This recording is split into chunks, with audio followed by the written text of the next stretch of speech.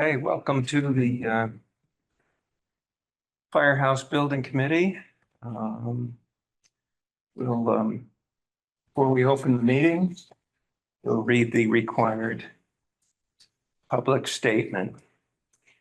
Pursuant to MGL Chapter 30A, subsection 20F, after notifying the chair of the public body, any person may record or transmit this open meeting. This hybrid meeting is being recorded by the town of Stockbridge. The names of members participating remotely will be announced. Any member of the public wishing to speak must first receive permission from the chair. The agenda items listed are those reasonably anticipated by the chair, but not all may be discussed, and other topics not listed may be brought up for the discussion by the public body as permitted by law. Thank you. All right. Meeting minutes. Do I have a motion? I'll make a motion to approve the minutes. I'll second. All right. All in favor? Aye. No, Travis is not online. Travis is not online. Okay, very good. Yeah, I brought the wrong agenda. Water agenda. Anyway, so the update on the request for proposal for owner's project manager. The money is coming up for approval next Wednesday evening at 6 o'clock before the finance committee. Michael Canales will present the overview as to the request. I'm not sure, did he invite you to the meeting? Yes, yes. So would you be there? or- Yes, I will. Okay, Yeah. so if they have any questions, but there should be no issues. You know, we have other issues, but it ain't that next week. So we'll be fine. All right. Yeah, so pending that approval for the funds. Now that Michael's returned from his vacation, I think we can start working on it. He's not back yet, is he? Next week, 26. He'll be back over the weekend. Yeah. Exactly. Lovely trip, by the way. I did the same thing exactly a year ago. That's some trip. Yeah. Where did he go? It's one of those river cruises. And Through Europe? up the Rhine. Yeah. Yeah, I have some friends that have done several of those. They love them. Yeah, and I highly Top notch. Yeah. So Michael is going to enjoy that. I hope, and I hope the weather is good for him. I'm sure it's pretty good. Okay, let's continue the discussion about the potential building sites. I think Bruce may have an update. I do have some updates. I had a conversation with two people from the Stockbridge Sportsman's Club. One of them is Gary Johnston from Interlaken Land Management that I deal with regularly as he takes care of all the trees on my lot. And he had a little bit of information, but as I expected, he basically said, call Rob McDermott, who's the current president of the club. And I've had several conversations with Rob. And in fact, after my first conversation, he was having a board meeting where I asked him to present the potential or just a concept of us getting some of their property and how that would fly to float that. Because we made it clear that we didn't want to do anything that was going to piss anybody off, regardless of who it was. And he said he did present it to them, I think, last Tuesday. And he said it did not go over very well.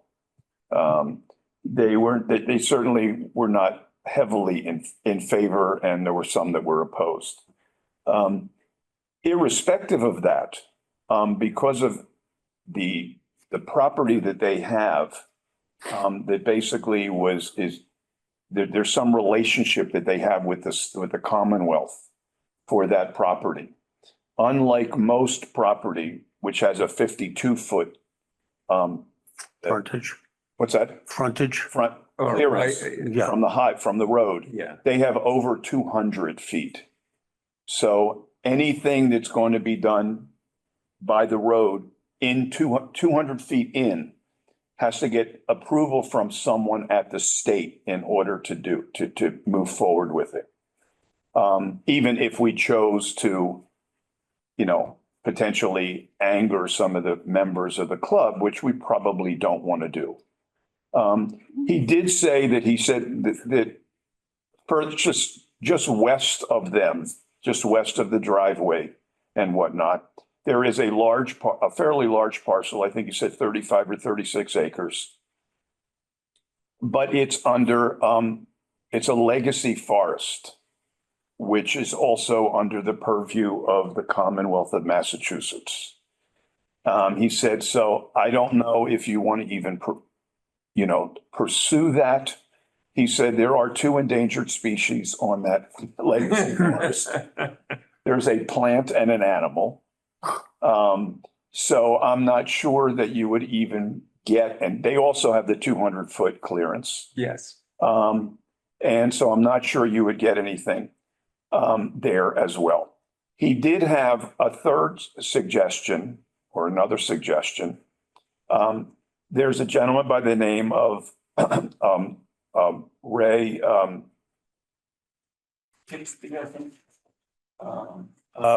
Pixley? Ray Pixley. Pixley. Gary Pitney. No, Pit- Ray Pixley, Ray Pixley.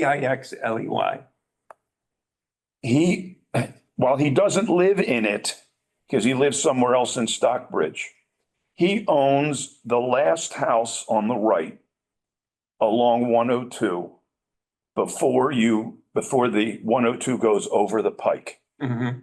before the overpass. But he also owns a large parcel just east of that. And he doesn't live in it. He doesn't live in the house. I don't know what he does with that. That might be something that might be a parcel that we can. That's interesting, Bruce. Yeah. It- I've driven by, many. We all have, times. heading in, especially now that I go to LMA's for ice cream all the time in West Stockbridge. The house before the pike, is it one of those little small Yes, it's a cottages? small white cottage.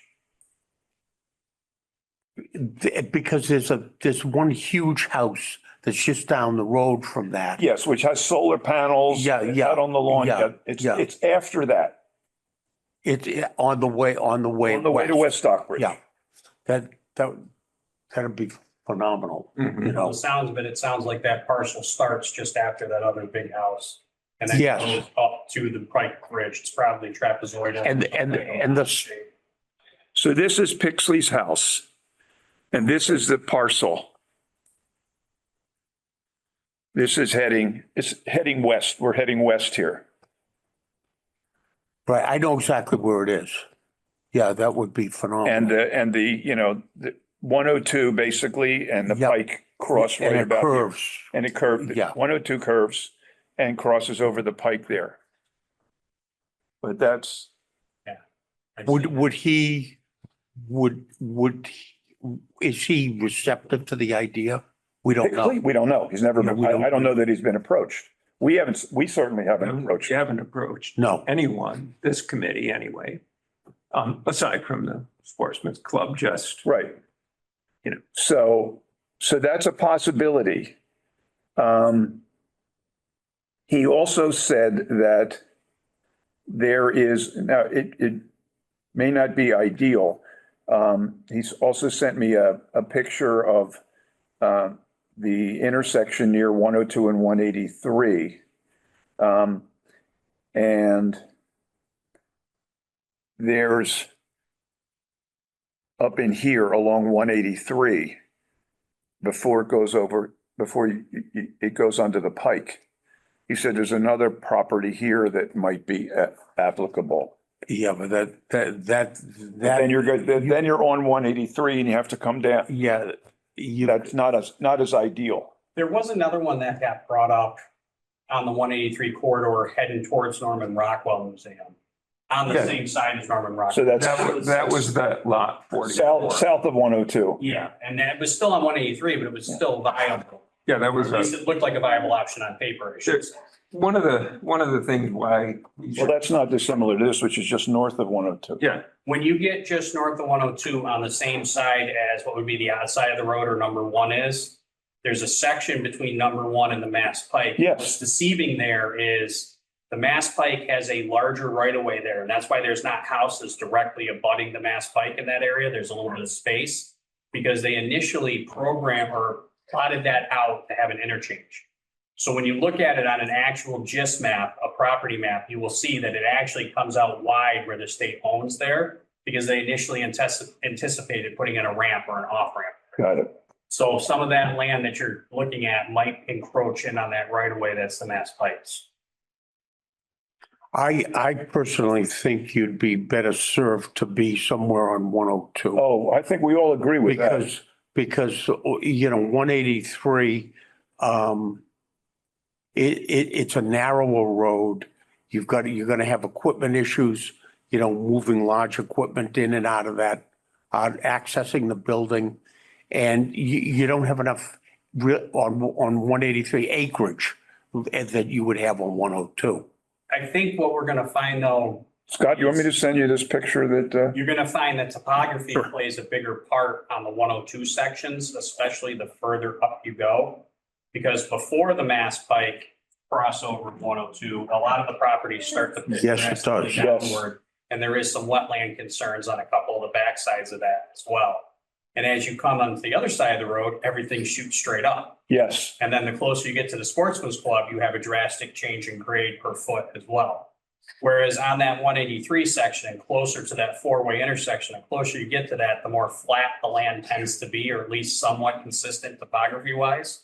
So in terms of site prep, you know, you may find it's a toss up. The site prep might be easier off the 183 side. So when you get into the feasibility study, don't be surprised if you find that the 183 side becomes a more viable option down the road for several factors, but some of those being site prep, change in grade, watershed, environmental concerns. Because like you're saying, if those rare endangered species exist there, have to find out what they are because there's a possibility they might exist somewhere near that watershed too. no, of course, that would be part of the, you know, the study eventually. The other reluctance going west much farther than, you know, Loopman Lane is that we begin to lose sewer and water going in that direction. We can't do that. So 183, which, you know, if it's close to the intersection of 183 property from that aspect looks a little better because we know we have good water and good sewer, town water and sewer in both directions. So that's something to consider as well. You'll have some backwash from the abutters in that area. You know, houses, number 8, 10, you know, all the houses, there are a whole bunch of houses there, Mhm. you know, small homes. And then, so, you know, that may present some difficulty. Well, I think that, I don't think we're gonna find a perfect place where somebody's not distressed in some way about the location, whether it be sound, visual, or otherwise. I think we're gonna, when we get down to the finish of the design, we can do some more natural tones or earth tones with some mild contrasting where we've seen other stations and other buildings do it where it blends in over time. well, But I think in the beginning. of course, then, well, you know, the budget will include landscaping, but the hurdle that we have to get over first is the actual lots that we look at. You know, and we know, you know, ideally, Sure, if there's enough land down near the sewer plant and highway, Raja, that's pretty much a no-brainer. I agree. But, You've got two parcels. You've got on the sewer and water side, there's another parcel, I think, on the opposite side of the road. yeah, there is a A good sized privately lot, owned piece of land. supposedly. I would tend to agree with Peter that, I'm not, obviously things are up in the air, but you'll have less blowback, from the public if you're within the confines of town property. Oh, I totally 100% agree with that. Yeah, Yeah. So- I think and you you're could gonna do have anything you less- want to do. You're gonna have less of an issue when it's on land that's already owned by the town. I think that kind of goes without saying. For the size building we're putting in, it's gonna be fairly consistent height wise with the other buildings in the area, with the exception of the radio/training post Right. tower section of it. So I think aesthetically, you're not gonna have issues there. But I'm just saying, we should all keep a very open mind as to Yeah. when the feasibility study comes, because it may not come with what we're expecting. It may be completely separate from all three of us, what we think. Well, we have to give the folks doing the feasibility study some indication of where we're looking now, I agree. so that they can compare 2 or 3 sites. What about the lot on the corner of 102 and 183 that goes back down 183, it abuts the botanical garden property? So you're talking where they do their parking usually, Yeah, that field. Yeah, I brought that up last meeting. We did look into that a little bit, and it's a joint ownership or a joint concern, if I remember correctly. Well, there are two lots there. So Doesn't So the word- Laurel Hill have something to do with that? yes, So there is the lot that the botanical gardens use for their parking right. is one parcel. And then as you go south on 183, There's There's another a- parcel. there's a parcel Back before you get to, and I'm sorry, don't know who lives there right now, but formerly Del Molino's property would be the first residential Yeah, one. I know It's the house. in between. They have a new sign in front of the house. So Number 1, I think. It's a 2-acre lot. Right. And the land, so it's a land trust, Laurel Hill jointly owned parcel. I think that was what I was thinking, because I remember Yeah. whatever parcel we were looking at was jointly owned. I And mean, it was the wooded section between the residential and the parking lot. yeah, that looks like it's a viable location because it's very close to that intersection. However, as we've stated before, we want to approach this with as much consideration to the neighborhood as possible.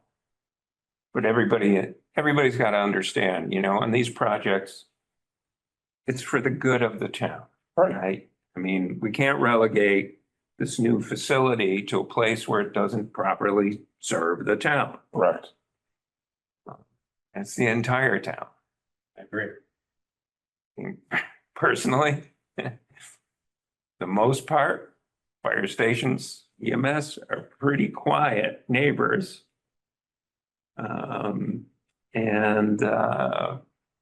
Gosh, if I had an emergency at my home, I wouldn't really mind having it too close, Well, we're talking, it's going to be close to your home. Yeah, close to your See, home, yeah. Exactly, with yours too. Yeah. Well, that's what, as a result of that study that was done. Yeah. That Michael's shared with us and Scotty. That was the ideal location. They looked at our population and our geographic layout in Stockbridge and. Which one is that, the 102, 183? Yes. Yeah. Yeah. It picked a fictitious place called called Zero Larry Watt Crossroad as the dead center, equally directional in all directions, which is non-existent. But it picked that fictitious point because it was a convergence of two roads on a map that mapped to both of their. Exactly. Yeah. So when we asked JB Consulting a little more detail about this, he said the algorithm that the computer uses picks the best spot, but usually within a half-mile circle of that will not affect your response times in any direction significantly. So if you ballooned out as the crow flies and made a half-mile circle, that puts from like that Westdale Road area down to before Norman Rockwell, down towards the sewer bed, up past you towards the Mass Pike, and circles back around past Botanical and makes that circle there. So you're in that same general area where you're not going to affect drastically your response times in any direction. And still maintain what the study had showed, which was a evened out response time for all areas of Stockbridge. Yeah. Because as it stands right now, Furnace District and Outer Interlaken have the most lengthy response times from our current location at Central. And that's what it established, was moving it to that location will even out response time for the whole town. So you're delivering essentially the same level of service to the whole community in the same time response. It's, I don't wish any business, bad omens, but, there's a sort of a strip motel on, the Lenox Pittsfield Road as you're heading up towards, Pittsfield on the left-hand side. It's falling apart. It's almost a shame that the one that's on 102 seems to be doing pretty well. Every time I go by there, I always see cars parked there, and that would be an ideal location. And Where was that, Bruce? That's over the one that he's talking about in Lenox is the one that's situated between where they're putting the new Starbucks and where North. Oh, I know that there was a pool that they don't use over there. It's right near, it's just, you go a little further, you have the access into the Pike. You take a left. No, not in West Stockbridge. The other one he's talking about was the one in West Stockbridge, but the one that he talked about that's fallen apart is the one just past Market 32 complex with Marshalls and everything else on the left. Oh, yeah, yeah. between the motorcycle. Yeah, the roof's Yeah, falling down. I don't. And the other one he's referencing that you're talking about is the one on 102 next to the solar farm and. Right. Yeah, that's the West Stockbridge, Yes. basically. What's that? Is that Pleasant View? Pleasant Valley. Pleasant Valley. I knew it had a Pleasant something in the title. I mean, well, that's But it's just fantasizing. so anyway, that's the status of our building site. I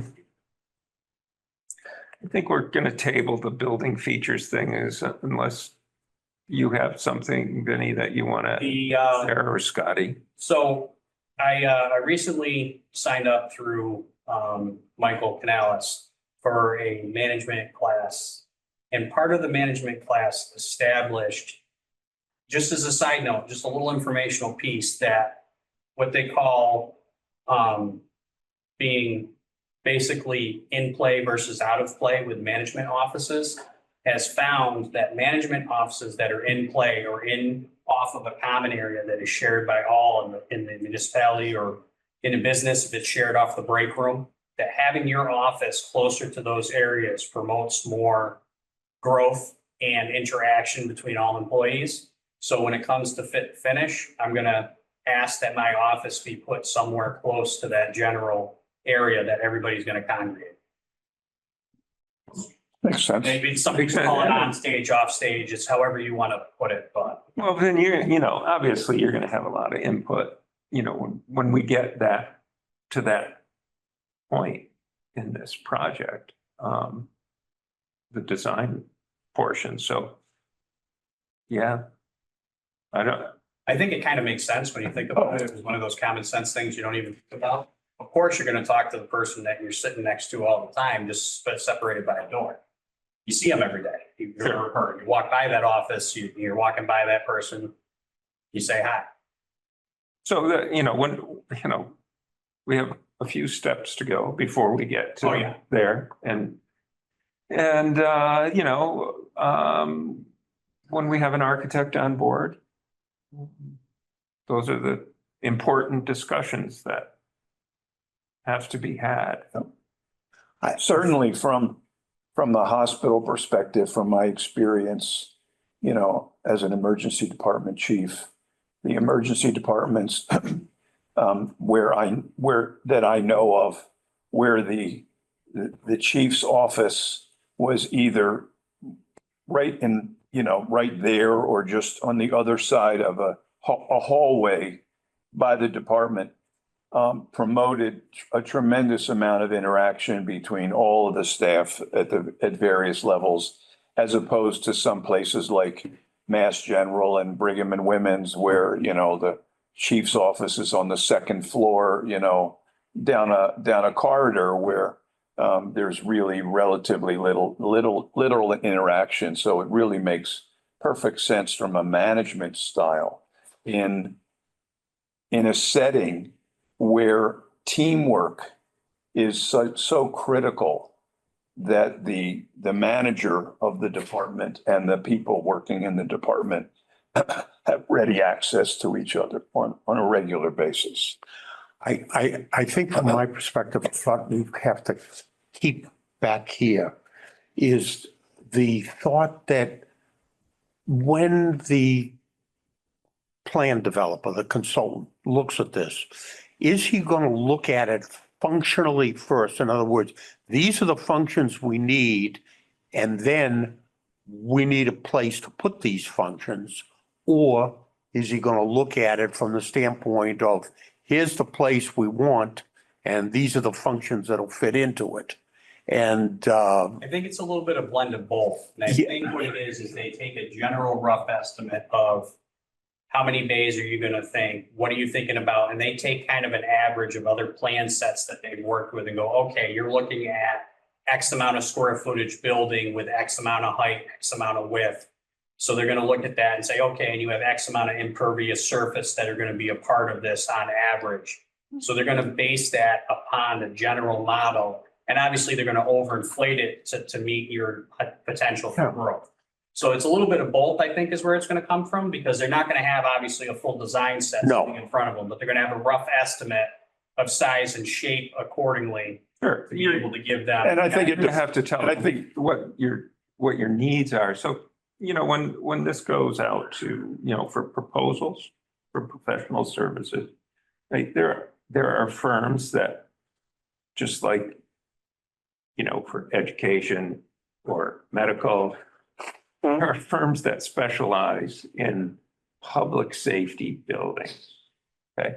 And then you'll get a fair amount of interest in this from these firms. And, they come into the game with a pretty good idea right, of what the needs are. And, not to say that they're just going to do a cut and paste no, from their last project or 2 projects ago. Well, this is close. We'll just change the name to Stockbridge on the top of the plan, and from wherever. They'll spend a fair amount of time with you and the committee to figure out what our long-range plans are, and to, try to design a building that's going to last well into the future.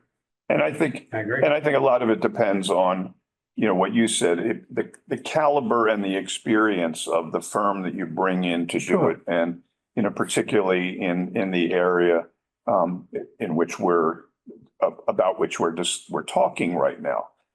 Because the experience I have, in designing and building and renovating emergency departments, similar situation. I also worked for a number of years in the restaurant industry, and I have some experience with architects that come into a restaurant and they design the kitchen that works for how they think the kitchen should work, but it doesn't work at all for the cooks and the chefs. Right. And so, we need to be conscientious when we're reviewing whoever we're going to be picking for this, that they have the right mix of experience in this arena in public service and public utilities and have their head on straight where they listen to the people that are actually going to be living and working in the building and what their needs are going to be to make sure that that becomes a high priority. And the other thing, to build on what Bruce said, is that whoever does the project, we need to have somebody look at the present, the intermediate and long-term Yes. key. Because let me tell you, in my mind, long-term, this is a winner. You're going to have a lot of communities that'll want to get into our organization. I'll tell you that right now. And How many chief ships can you handle, Vinny? it's going to be a big deal. It is going to be a big deal. I agree Yep. with you. And I think when we do get to that stage, we'll address the stages as they come, like we're talking. But I definitely think that we're on the start of something that's going to be very influential to our area and change the service delivery model to this area that hasn't been addressed in several decades. Yep. Yeah, Agreed. Exactly.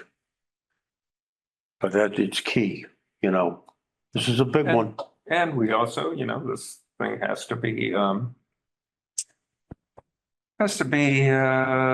user friendly, so to speak, so that when we hire people, we get the, it's not always just salary based. It's, let's give them a good place to work out of. Let's show them what our call volume is and make our department, stand out as the one that they'll choose to work for. Yep. And I agree. retain them as well, so. I agree. And your quarters and your living quarters and your working quarters do play a major role in that. Absolutely. Okay, moving on. Site visits. Did we talk about we talked about We this? did talk about the site visits and we decided we were going to do an open house for the November meeting at some point.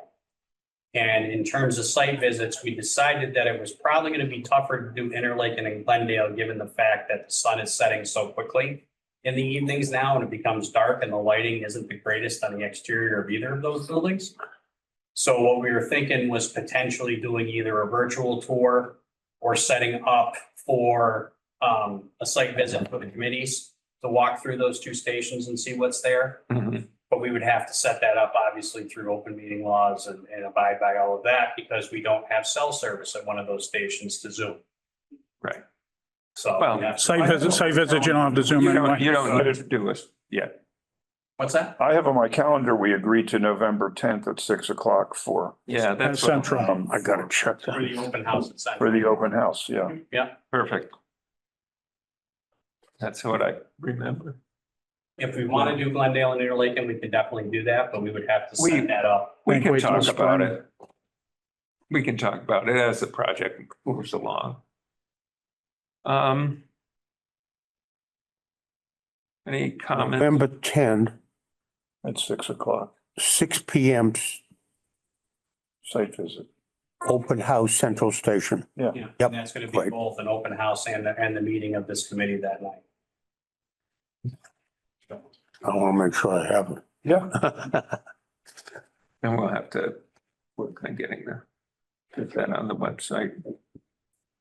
So people will know where to go and what they're gonna experience. I like that, I like to repeat myself. I like that Ray Bixie property that you talked about. That That has, that could be a phenomenal, just accessibility to West Stockbridge Yeah. and Stockbridge. Yeah. The issue is going to be the grade. Because I if you, when you're driving by there and you look down, there's a dip off in one portion of it and then a climb Yeah. in the other. So, And I think the closer you get to the larger house that borders, Yeah, the better you're going to be, because I think you have a little more land to work with. Plus, I don't know where the mass right of way ends there and how Mhm. far off the roadway it ends. Because as you go down his property, it starts to narrow because 102 curves as Mass Pike goes like this. So I don't know, Nor do you I. know, and But the further east you get from his property, the further away it's going to be from that intersection, the overpass. correct. Yes, So you do want to be closer to that other abutting property. Who I'm sure will be thrilled to have a fire station right next door. Again, I don't think in an ideal world, everybody would be happy with every decision we make, but I don't think I we're going to agree. get everybody happy. But I think the greater good and the service delivery model will change that opinion down the road. yeah. Michael Bly can help us with some of these properties too, you He's know. been a great resource. Yeah, he's phenomenal. He's a terrific guy. I mean, it looks to me like there'd be, you know, It's a phenomenal, it's a nice, it's awesome. You know, can we get it? open space, Who knows, you know? not even a lot of tree clearing that you need. Those No, that's negotiations ideal. will have to be Michael Canales and the selectmen. Yeah, Yeah, we'll have I to. mean, that And it is. doesn't narrow phenomenal- until up in The here. Yeah, location so is you can awesome. point it up further. Right Yeah. at 102, Yeah. you know? And you don't have any Picture I you can't don't go have any further. intersections with that. You could pull right out. I of the guess I could road. go to Google Maps. You know. That's true. Google Maps is spotty sometimes too, because when you Yeah. try and go to Street View and then toggle back out, you Well, lose let's some of see. your vantage point when you're looking at it.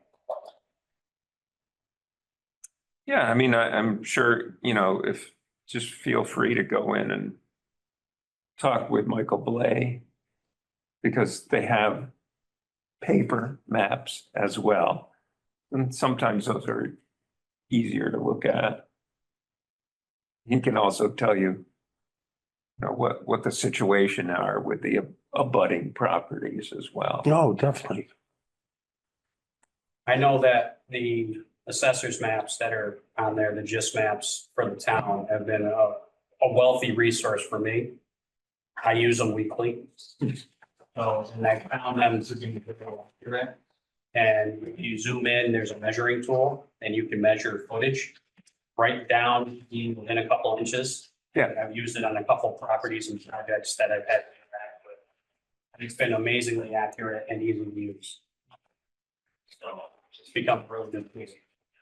I had a whole bunch of maps here. I don't even know if I can put my fingers on them at this point.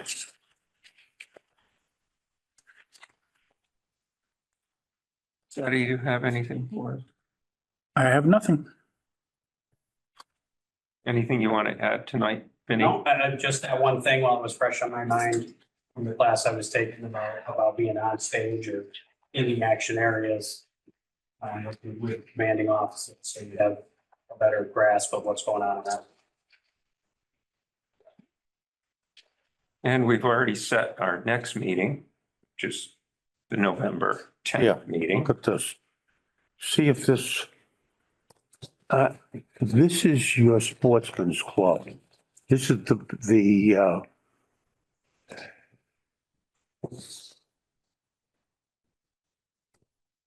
this would be 102. And it's gotta be in here somewhere. Yeah. You know? And The one meeting I didn't bring the big maps. It was raining. I didn't want to come with them. Sorry, But that's where it is. It's in it, that Pixley property is in it's in right there somewhere, you know, because you got the turnpike and you got 102 Yeah, and they're close to one another. And to be honest with you, some of the noise concerns kind of go away the closer you are to that mountain bike. Because you're already used to the road noise in the day. So it helps to drown down. well, that's it's just, certainly the people living there know what the noise level there is, so it'd be hard to claim that fire station would add to the noise problem. Pretty sure most of what we're doing, excepting for air horn and siren, are well below the ambient noise of Yes. the area. Okay, folks. Do I have a motion to adjourn? Motion to adjourn.